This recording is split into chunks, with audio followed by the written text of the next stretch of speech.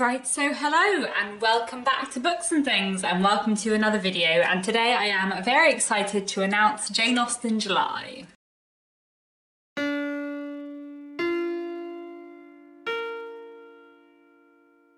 So, I am back here once again in my only vaguely 19th century-esque dress in order to announce Jane Austen July. This is the 5th year Jane Austen July is running and I'm very, very excited. If you don't know what Jane Austen July is, if you're new to Jane Austen July is a month-long readathon which runs throughout the month of July, which is all about celebrating Jane Austen, all about reading books by Jane Austen and books surrounding Jane Austen and connected to Jane Austen. I love Jane Austen a lot and I am always hugely excited to host Jane Austen July. My co-hosts for Jane Austen July are Marissa from Blatantly Bookish and Claudia from Spencer's Library. I'll link both of their channels down below. And we're very excited to bring you once again a month full of Jane Austen related reading and Jane Austen related videos and lots of Jane Austen related fun. Jane Austen July takes place for the whole month of July and we have 7 challenges, 5 of which are reading challenges and 2 of which are watching challenges. But the only thing you actually have to do to take part in Jane Austen July is to read one thing written by Jane Austen in the month of July. That is the only thing you actually have to do to take part in Jane Austen July, but we do have a few more challenges just to give you some extra inspiration as well. As well as the 7 challenges, we also have a couple of read-alongs that we are hosting,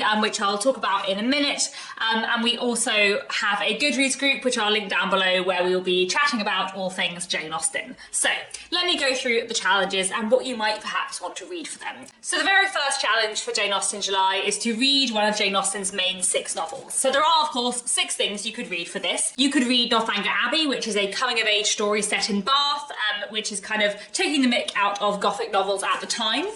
You could read Sensibility, which follows 2 sisters after their family loses their wealth, and how these 2 sisters kind of cope with that and their romantic relationships as well.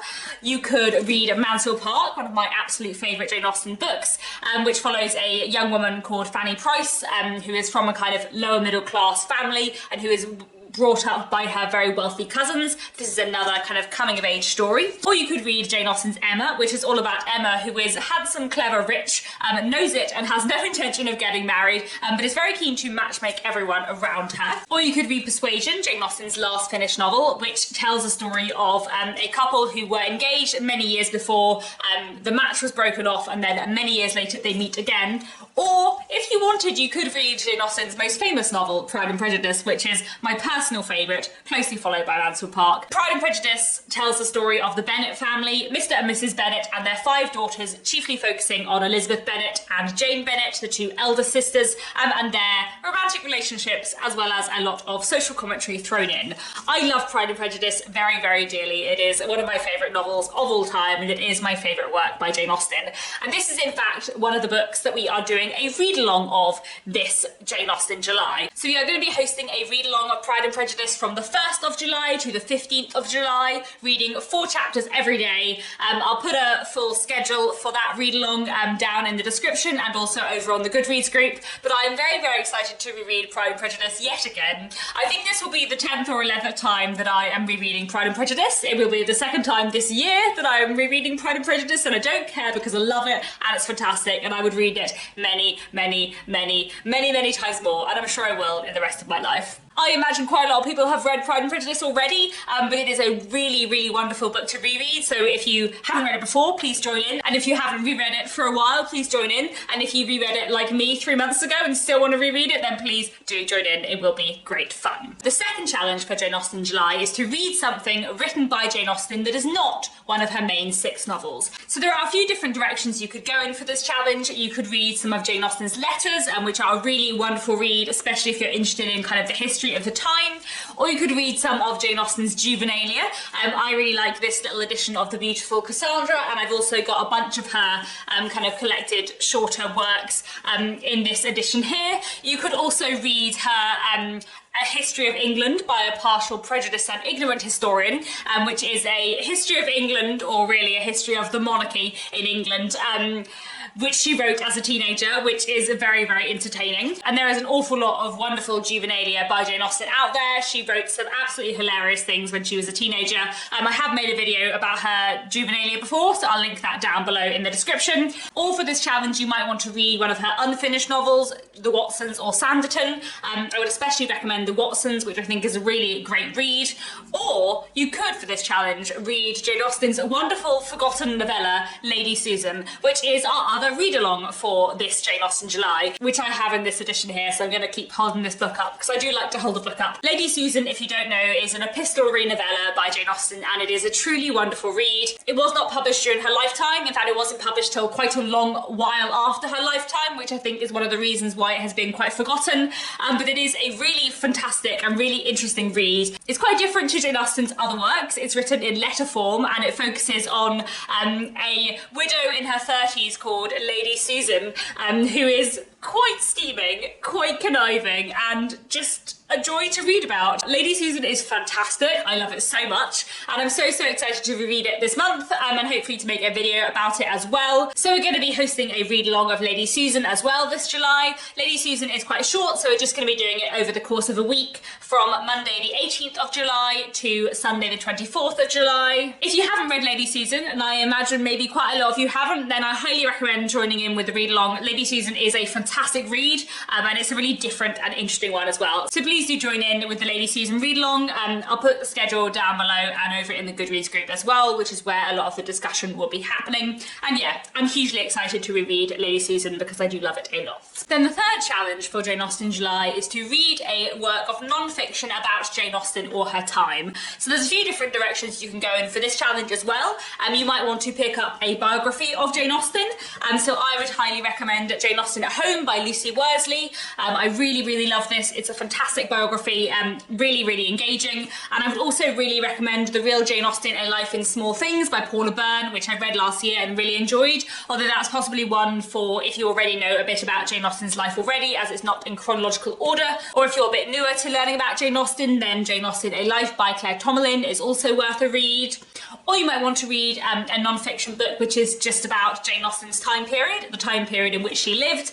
I do recommend these two books every year, but I do really love them. I'd highly recommend Elegant Etiquette in the 19th Century by Mallory James, which is all about etiquette in the 19th century, and it is wonderful and hilarious as well as being a really informative read. And I'd also recommend Eavesdropping on Jane Austen's England by Roy and Leslie Adkins, which is well worth a read too. And last year I read a book called Meet the Georgians by Robert Peel, which I really enjoyed as well and would certainly recommend. Or another thing you might want to do for this challenge is pick up a work of literary criticism about Jane Austen's books. My favourite, which I always recommend, is What Matters in Jane Austen by John Mullen, which is my favourite non-fiction book ever. But I do actually really want to read some more literary criticism about Jane Austen because I just feel like I keep thinking about this book and not reading more. So if anyone has any other recommendations for works of literary criticism about Jane Austen, please do leave them down below in the description because, yeah, I would like to try and read some more literary criticism about Jane Austen this year. And moving on to the fourth challenge.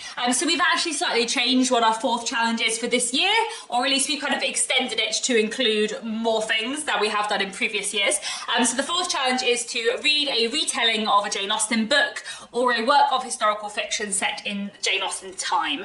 So you can take this challenge in lots of different directions, loosely inspired by Jane Austen or set in her time, either are fine. So you could read what I'm going to call a historical retelling, so a retelling of a Jane Austen book that is set in the time of Jane Austen and set like around the time that the book was set. So for example, Longbourn by Jo Baker, which is all about the servants of the Bennet family in Pride and Prejudice, is well worth a read. Or you might want to read The Other Bennet Sister by Janice Hadlow, which is all about Mary Bennet, focusing on her life, which is well worth a read. I'd also really recommend Charlotte by Helen Moffat, which is a retelling of Pride and Prejudice from Charlotte Lucas's perspective, and also What Kitty Did Next by Carrie Cabley, which is a sequel to Pride and Prejudice about Kitty Bennet.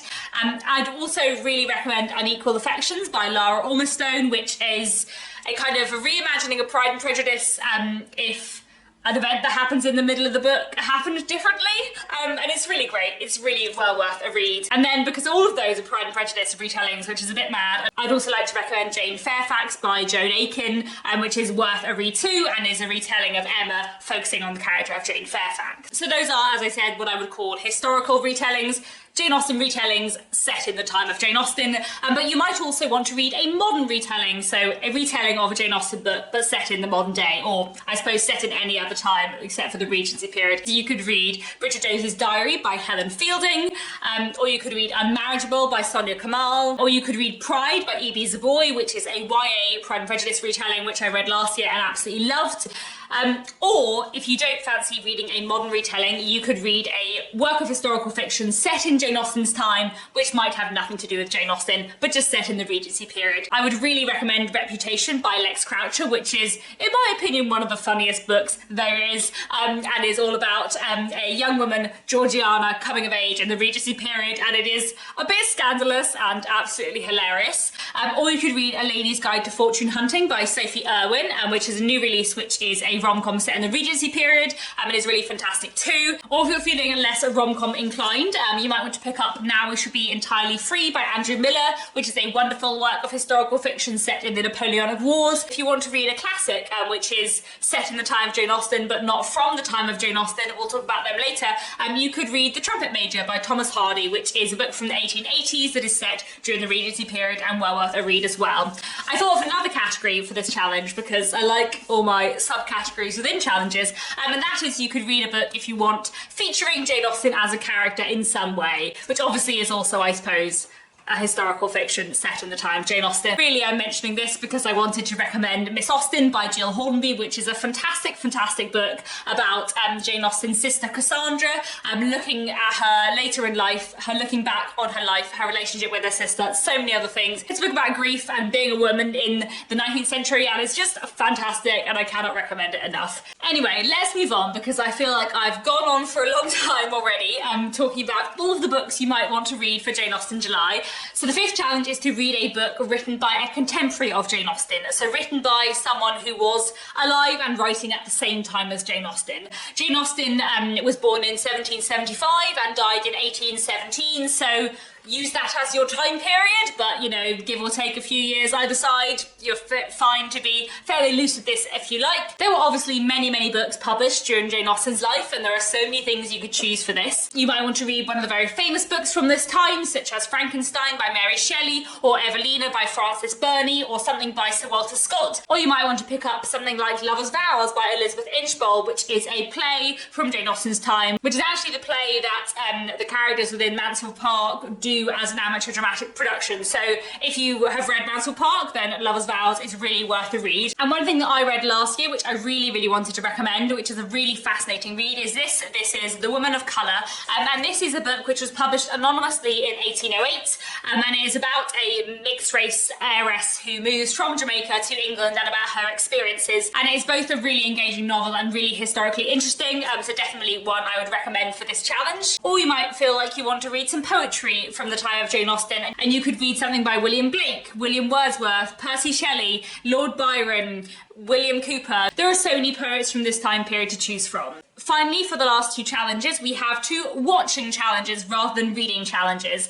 So the first challenge is to watch a direct screen adaptation of a Jane Austen book. And by that, what we mean is an adaptation of the book, which is, you know, a direct adaptation of the book set in the time, period costume, following the story, more or less. There are so many things you could choose from this, but a couple of my favourites would be the Emma miniseries from 2009 and the new Emma film from 2020. It's not actually that new anymore, is it? But that's fantastic too. I also really love the Sensibility miniseries from 2008, which is fantastic. I feel like I should mention some screen adaptations of the two books we're doing read-alongs of. There are obviously two very well-known, very amazing, very different adaptations of Pride and Prejudice, the miniseries from 1995 and the film from 2005, both of which I love for very different reasons, but they're both amazing. Or there is actually a film adaptation of Lady Susan, but it's not called Lady Susan, it's called Love and Friendship, which is very confusing because it's actually the name of one of Jane Austen's other pieces of juvenilia. But anyway, leaving that aside, there's a film called Love and Friendship from 2016, which is an adaptation of Lady Susan, and it's well worth a watch after you've read the book. It's very stylized and really well done, and I just really like it. So definitely one I would recommend. And finally, one that I can't recommend, but I'm very excited to watch during July. There is actually a new film of Persuasion coming out in July this year. Apparently it's being released on Netflix on the 15th of July.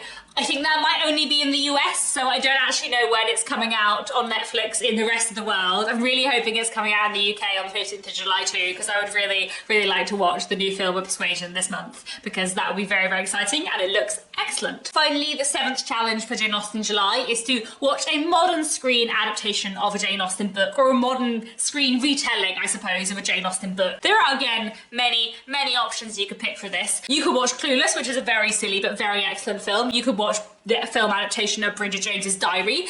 You could watch Bride and Prejudice, which I would also really recommend. Or you could go for some of the various amazing YouTube mini-series that there are on YouTube, which are adaptations of Jane Austen books. I would like to highly recommend many of these because I think they're wonderful and I just really love them. There is the Lizzie Bennet Diaries, obviously an adaptation of Pride and Prejudice, very wonderful. There is Emma Approved, adaptation of Emma, truly fantastic, possibly my favourite. There is From Mansfield with Love, which I adore, and is an adaptation of Mansfield Park, and is, I feel like, the only screen adaptation I've ever seen of Mansfield Park that gets Fanny Price's character excellent. There is Northbound, which is an adaptation of Northanger Abbey, which I would really recommend, and Eleanor and Marianne Take Barton, Sensibility adaptation, very good. There is also Rational Creatures, which is a YouTube retelling of Persuasion, but it's only actually partly done, so they only did one season and they didn't finish off the story. But they did actually quite recently post a trailer for season 2, so maybe that is coming back soon. Maybe it will come back in July. Wouldn't that be great? I don't know, but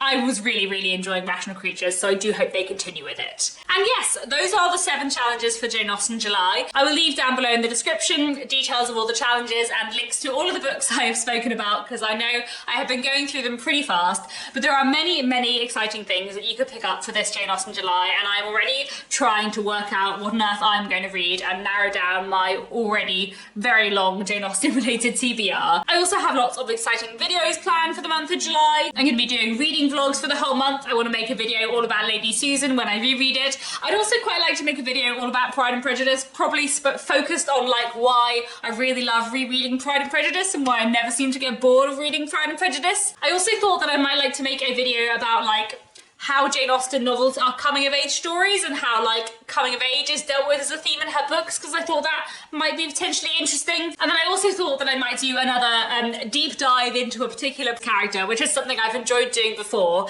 So last year I did a Let's Talk About Caroline Bingley video where I dissected Caroline Bingley as a character, and 2 years before that I did a Let's Talk About Mr. Collins video, which still remains one of my most watched videos on YouTube, which makes me exceptionally pleased because me talking about Mr. Collins for 25 minutes, yes, that's what everyone wants to see. So I have been thinking about probably focusing on Pride and Prejudice again, because I'm definitely going to be rereading it and it's the one I know the best, and maybe doing like a video focusing on Mr. and Mrs. Bennet. I thought that might be quite interesting, but then I did also think that I might reread Sensibility and do a video all about Mr. Willoughby, because I thought that could be quite interesting too.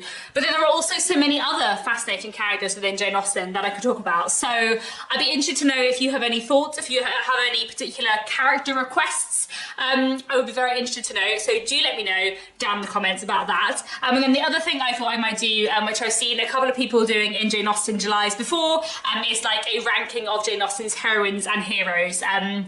So I might do something like that as well, because that might be fun. Do let me know down in the comments as well if you have any other thoughts about Jane Austen related videos, any Jane Austen related content that you might like to see, and I will do my best. And I think that is all. I am very excited as always for Jane Austen July. Hugely excited to be hosting this with Marissa and Claudia again. We have lots of fun. We all love Jane Austen a lot. It's gonna be good. I just love Jane Austen very much, and I hope you all do too. So please do let me know down in the comments if you're going to take part in Jane Austen July this year. Please do go along and join the Goodreads group. Let us know if you're going to take part in the read-alongs. If you're posting your TBR anywhere on YouTube or Instagram, Twitter, Book Talk, wherever, use the hashtag Jane Austen July and we will find it. And it will be exciting. And yeah, let's all have a fun month in July of reading Jane Austen. That's all for now. Thank you so much for watching, and I'll be back very soon with another bookish video.